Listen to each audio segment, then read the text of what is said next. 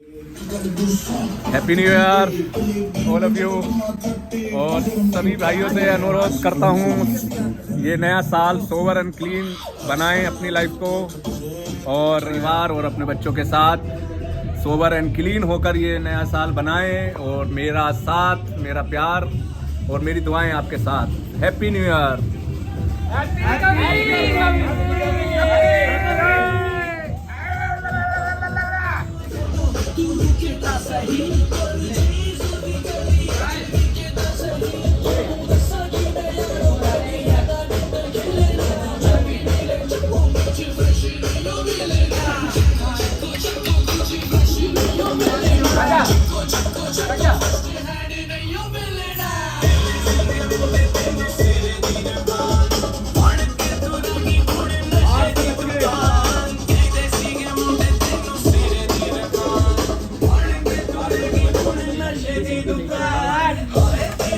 मतलब देना शुरू कर दे, मक्खन दे दे, मक्खन जम जाएगा।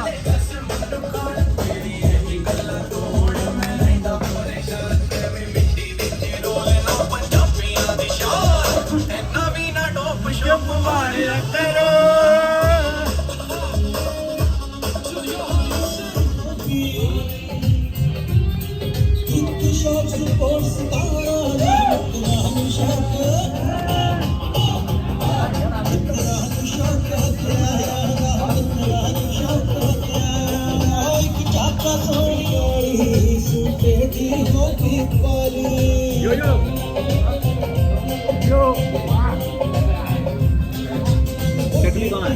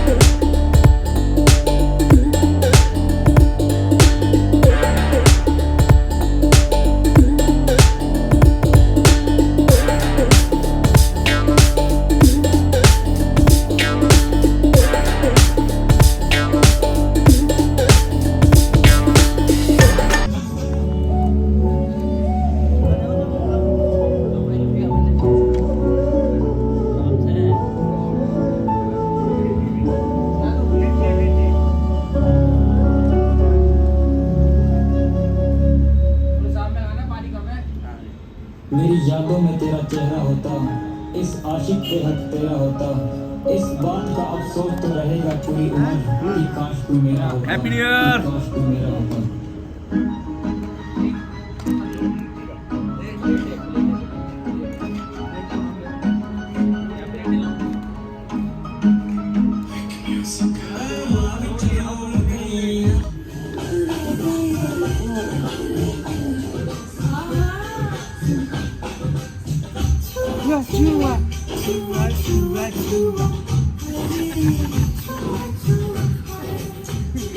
लाइट भी है, तार भी है,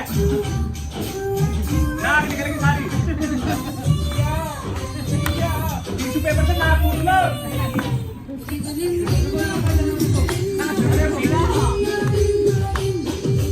भैया मजा आ रहे हैं?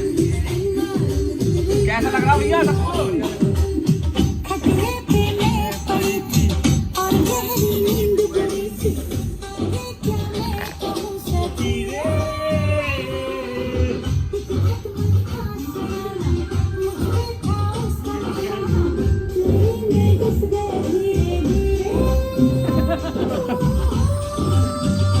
नाम आता तो बस।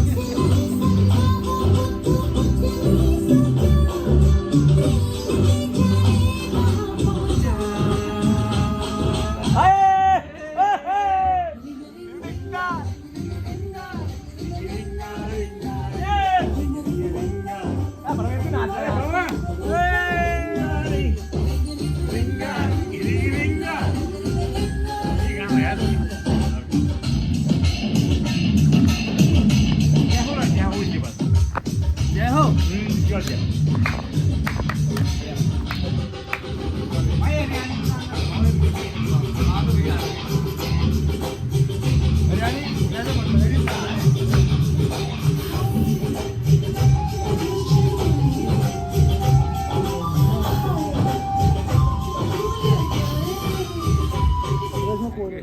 ईश्वर हमें आज शक्ति दो उन चीजों को स्वीकार करने की जिन्हें हम बदल नहीं सकते, हिम्मत दो उन चीजों को बदलने की जिन्हें हम बदल सकते हैं, और इन दोनों में भेद जानने की सद्बुद्धि दो।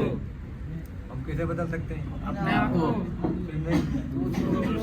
मैं अमित, एक नशेबाज, आज के दिन नशे से दूर। Happy new year family.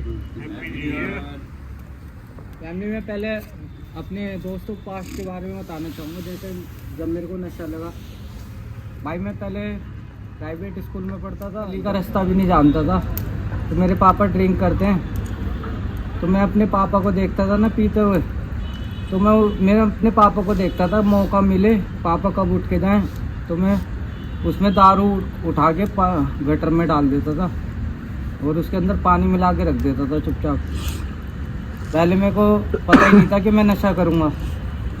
फिर भाई मैं गवर्नमेंट स्कूल में गया, वहाँ पे मेरे को बड़े बड़े दोस्त, मतलब अपनी उम्र से बड़े लड़कों के साथ दोस्ती करना पसंद था। भाई उनसे दोस्ती करी, वो सिगरेट विगरेट पीते थे स्कूल के पीछे ही, और भाई मैं उनको देख के कि इनके साथ घूमना फिरना, इन्हीं के साथ रहना, मेरे को बातचीत बनानी है इनसे।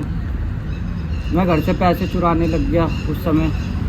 तो उस समय मैं 500, 100, 200 ऐसे चुराता था और अपने कंप्यूटर के ना CPU में रखता था, हार्ड डिस्क के पास छुपा के। जब स्कूल जाता था ले आता था उसमें से। ऐसे धीरे धीरे करके 500 से 1000, 1000 से 50,000, लाख, 5-5 लाख ऐसे मैंने चुराने चालू करे बहुत। पर जब भी मेरे दादा दादी ने कुछ नहीं कहा, मैं अब शुरू से अपने दादा दादी के पास रहूं। मैंने उनके लाड का गलत फ़ायदा उठाया। मुझे ही नहीं पता मैं कब नशेड़ी बन जाऊंगा।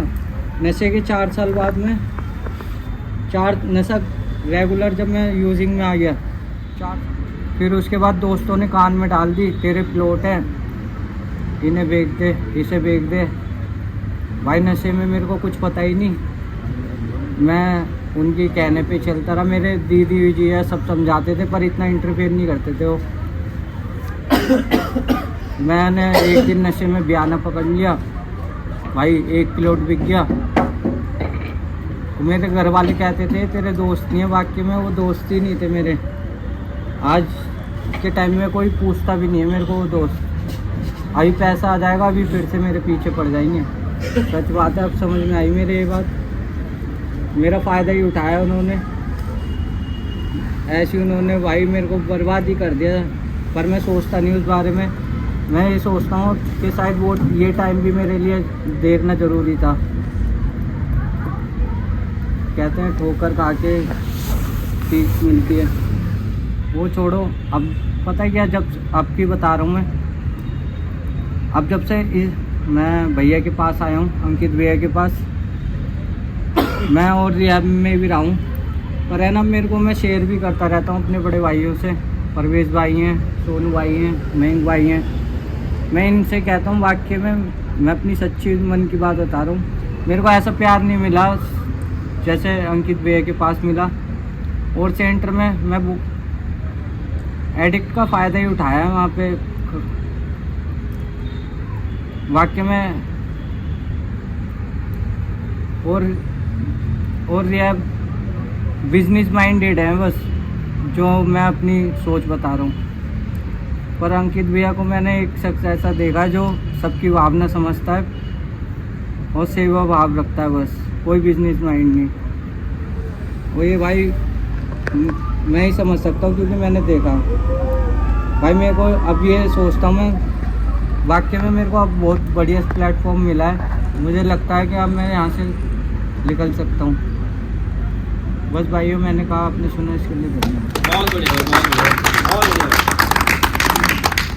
खाने बेचने से पहले मैंने एक बच्चे की नज़र पड़ गई उस पर। वो बच्चा मेरे से बोल रहा है कि अंकल ये क्या चीज़ है। मैं एकदम डर गया। मैंने यार पहले इसको छुपा दो, कोई बालक है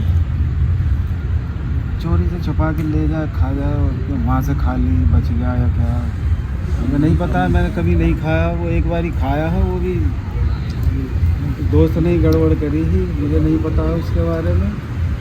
कभी मैं जीवन में उस चीज़ को खा जाऊँगा।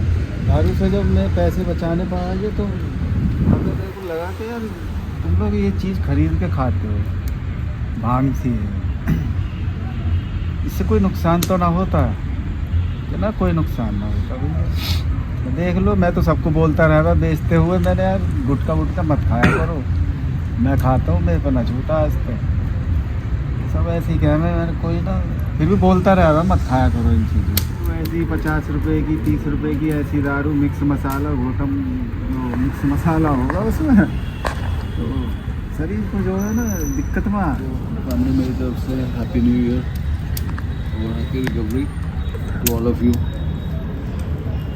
मेरा तो सबसे पहले यही मानना है कि जब तक तुम अपने आप को नहीं पहचानते ना, जब तक तो तुम नशा कर रहे हो, जिस दिन तुम अपने आप को पहचानने लगो कि मैं कौन हूँ, तो तुम्हारा नशा भी छूटता रहेगा। हम लोग अपने आप को कुछ सोचते हैं या फिर किसी के लिए कुछ, तो वो किसी को कॉपी करना किस चीज़ के लिए, चाहे उसमें मैं हूँ चाहे कोई भी है, हम लोग जो सीखते हैं ना एक दूसरे से वही हम दोहराते हैं। अब ये जो हमारे से सीख रहे हैं तो कुछ ना कुछ मैंने भी इनसे सीखा होगा, या इसने भी इनसे सीखा होगा, या इन्होंने भी इनसे सीखा होगा, तो ये मिल बांटने का प्रोग्राम है। तो यहाँ पर जो भी एहसास जो भी कराया जा रहा है, जो भी उसको कराया जा रहा है, तो इसीलिए ही ये प्रोग्राम बना है कि ये प्रोग्राम बना ही इसलिए है कि उस चीज़ का एक पर्टिकुलर हर एक इंसान के लिए गलत अप्लाई करने के लिए नहीं बना है, सही चीज़ अप्लाई करने के लिए बना है। ये तो खुद का एक्सपीरियंस है मेरा, और अगर जो मेरा एक्सपीरियंस नहीं है वो ये है कि अगर तुम आंख बंद करके रहोगे तो अपना ही नुकसान करोगे। अपनी आंख खोल के रखो ताकि तुम्हें खुद भी पता लगे कि अपना फ़ायदा नुकसान किस चीज़ में है। मैंने खुद नशा करा है, मैं खुद एडिक्ट रहा हूँ मैं बहुत दिन तक, चाहे मैंने कैसे ही फिजूल खर्ची कर दी, जब बहुत अपना ही नुकसान कर दिया मैंने उससे, तो मुझे पता ही लगा। जब तक मुझे नहीं पता था तो मैंने नुकसान करता रहा, और जब मेरे को पता लगा तो मैंने नुकसान करना ही बंद कर दिया अपना। तो घर वाले भी थोड़े से अपने उससे समझने लगे कि हाँ भाई ये ठीक होने की कैटेगरी में आ रहा है।